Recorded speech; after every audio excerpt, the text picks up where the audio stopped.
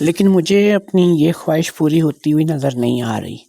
تم نے سن لیا، تمہیں پتہ چل گیا اور تمہیں سب کچھ پتہ چل گیا ہے کہ اب دیکھو کہ میں یہاں پر کس بات کو لے کر کے اب یہاں رہ سکتی ہوں، میں کیسے جو ہے اپنی باقی کی زندگی جو ہے وہ یہاں پر گزار سکتی ہوں۔ جو بھی ہے تمہارے سامنے ہے، سب باتیں تمہارے سامنے آ چکی ہیں۔ اب ان کے بعد تم اتنے بھی بچے نہیں ہو، تمہیں ہر چیز کا پتہ ہوگا۔ اس عمر میں آ کر کے آج کل کے دور میں ہر چیز کا پتہ چل جاتا ہے۔ تم مجھے خود یہ بتاؤ کہ میں تمہارے بھائی کے ساتھ اپنی زندگی کو کیسے گزار سکتی ہوں۔ میں نے کہا بھابھی آپ کی بات درست ہے، آپ بالکل ٹھیک کہہ رہی ہیں۔ اگر ایک بات میں آپ سے کہوں تو اس میں ہو سکتا ہے کہ آپ کا گھر ٹوٹنے سے بچ جائے اور آپ جو ہے وہ یہاں میرے بھائی کے ساتھ جو ہے وہ اپنی زندگی اچھے طریقے سے گزار سکیں اور یہ معاملات جو ہیں آج ہیں کل ختم ہو جائیں۔ کہنے لگی ایسا کوئی راستہ اگر ہو تو میں خود چاہوں گی کہ میرا گھر جو ہے وہ بچ جائے۔ کون عورت چاہتی ہے کہ اس کا گھر اجڑ جائے اور اس کا گھر بالکل برباد ہو جائے؟ تو اب اس نے جو بات کہی تو میرے اندر تھوڑا سا حوصلہ بڑھا، تو میں نے کہا کہ ٹھیک ہے سنو، پھر میں آپ سے ایک بات کرتا ہوں۔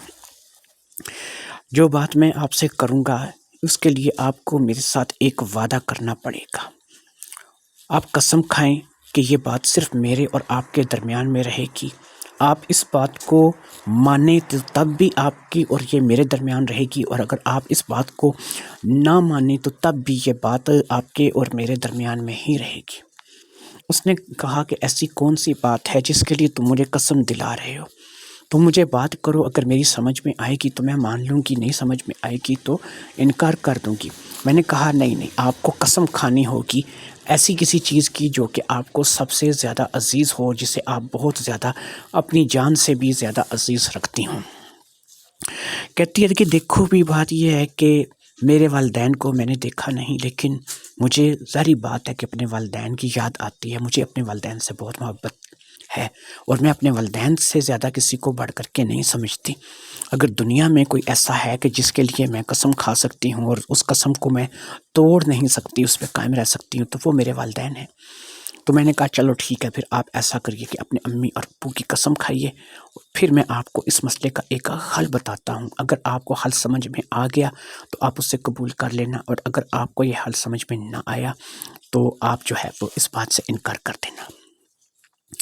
اس نے کہا چلو ٹھیک ہے، تم جو ہے میں اپنے والدین کی قسم کھاتی ہوں، تم مجھے حل بتاؤ۔ میں نے کہا اس کا سیدھا سا حل ہے، جیسا کہ بھائی نے آپ کو بتایا کہ ان کا علاج چل رہا ہے۔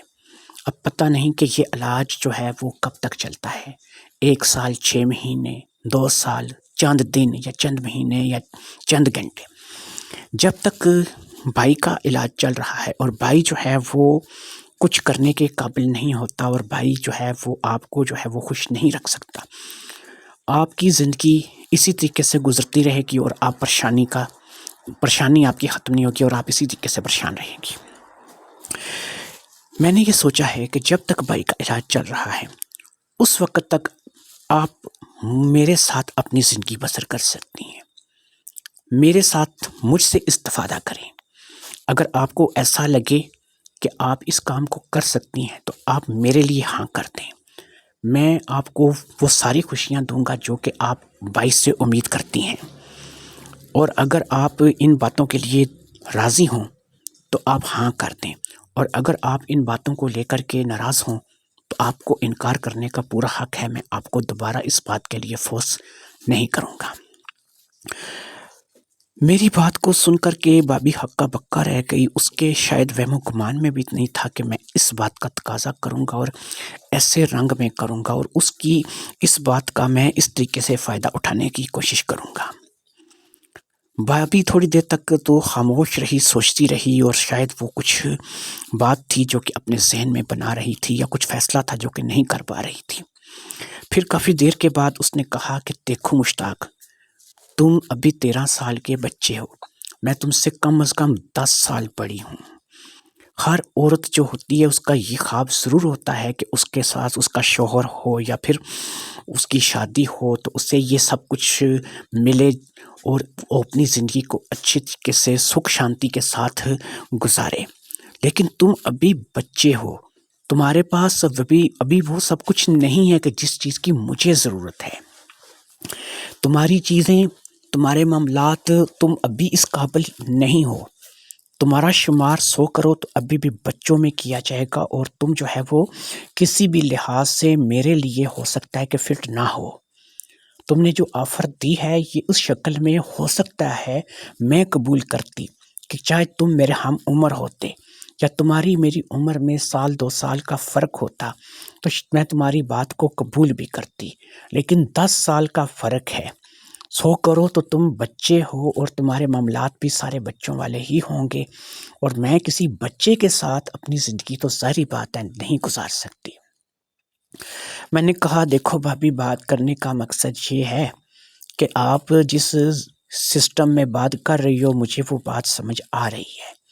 آپ کے کہنے کا مطلب یہ ہے کہ میں ابھی صرف 13 سال کا ہوں تو میرے معاملات اس قدر زیادہ اچھے نہیں ہوں گے کہ جو ایک صحیح جوان آدمی کے معاملات ہوتے ہیں، لیکن شاید آپ یہ بات بھول رہی ہو کہ ہر انسان کا معاملہ ایک جیسا نہیں ہوتا۔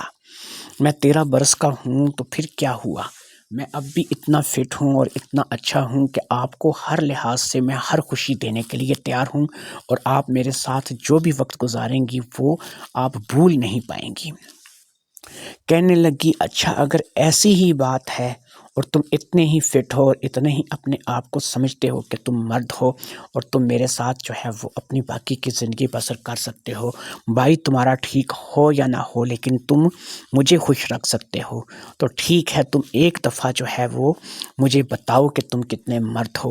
جب میں دیکھوں گی کہ تم واقعی ہی میں اگر میرے قابل ہوئے اور اچھے مرد ہوئے تو میں تمہارے ساتھ اپنی بات چیت کو آگے بڑھاؤں گی۔ اور جیسا کہ میں نے تمہیں کہا ہے کہ مجھے اس بات پہ اعتراض نہیں ہے کہ میرے تعلقات تمہارے ساتھ ہوں یا پھر تمہارے بھائی کے ساتھ ہوں، مجھے تو جس چیز کی ضرورت ہے اگر وہ چیز مجھے تمہارے بھائی سے نہیں تم سے مل جائے تو مجھے ظاہری بات ہے کہ باہر نہیں جانا پڑے گا، کسی اور طرف کا رخ نہیں کرنا پڑے گا، اور میں یہیں پہ مطمئن ہو کر اپنی باقی کی زندگی گزار دوں گی۔ بھابھی کے اس بات کے بعد میں اندر ہی اندر خوش ہو گیا، کیونکہ میں واقعی میں ایک کامیاب مرد ہو سکتا تھا۔ 13 سال کی عمر میں بھی میں اچھا خاصا جو تھا اور ہر لحاظ سے میں اپنے آپ کو پرفیکٹ سمجھتا تھا۔ لہٰذا میں نے بھابھی کو کہا کہ ٹھیک ہے اگر وہ مجھے ٹیسٹ کرنا چاہتی ہیں یا کسی بھی لحاظ سے وہ مجھے دیکھنا چاہتی ہیں تو دیکھ سکتی ہیں۔ انہوں نے کہا کہ پھر ہاتھ کنگن کو آرسی کیا اور پڑھے لکھے کو فارسی کیا۔ میری تو ویسے بھی 10-12 دن سے شادی کو ہوئے پڑے ہیں اور ابھی تک میرے ساتھ کچھ ایسا معاملہ نہیں ہوا جو کہ نئی دلہن کے ساتھ ہوتا ہے، اور تم ہو کہ تم مجھے اس بات پر آمادہ کر رہے ہو، تو ایسا ہے کہ ابھی تو بہت ٹائم پڑا ہے کہ تمہارا بھائی تو شام سے پہلے جو ہے وہ گھر کا رخ نہیں کرے گا۔ تو ٹھیک ہے تم ایسا کرو کہ جاؤ اور باہر کی کنڈی لگاؤ، اگر کوئی آ گیا تو ہم لوگ جو ہے فٹافٹ سے دروازہ اوپن کر دیں گے اور اپنی حالتوں کو درست کر لیں گے۔ تم باہر کا دروازہ لگا اور اس کے بعد جو ہے تم میرے ہی روم میں آ جانا، پھر میں دیکھوں گی کہ تم کتنے پانی میں ہو اور کیا کر سکتے ہو۔ میں نے کہا ٹھیک ہے کوئی مسئلہ ہی نہیں ہے۔ میں فٹافٹ سے اٹھا اور اٹھ کر کے باہر کے دروازے کی طرف بڑھ گیا۔ میں نے دروازے کو اچھی طرح سے بند کیا اور پھر پوری تیاری کے ساتھ میں بھابھی والے کمرے میں آ گیا، جس میں وہ بھائی کے ساتھ اپنی زندگی کی شروعات کرنا چاہتی تھیں لیکن کر نہیں چکی تھیں۔ اب میں اس کمرے میں داخل ہوا تو بھابھی نے جو ہے اس کمرے کا دروازہ بھی لاک کرنے کے لیے کہا۔ کمرے کا دروازہ لاک ہو گیا اور پھر تھوڑی ہی دیر میں ہم دونوں کے پتے ایک دوسرے کے سامنے شو ہو چکے تھے اور ہم دونوں جو ہے وہ ایک دوسرے کو اچھی طرح سے جانچ پرکھ چکے تھے۔ وقت تھوڑا سا گزر گیا اور پھر یہ وقت اتنا گزرا کہ تقریباً آدھے سے 1 گھنٹہ جو ہے وہ ہم لوگ اسی کمرے کے پیچھے اسی بند کمرے میں آپس میں ایک دوسرے کے ساتھ گتھم گتھا تھے، اور پھر جب یہ تمام معاملات آپس میں طے پا گئے تو پھر میں وہاں سے اس کمرے سے نکل آیا۔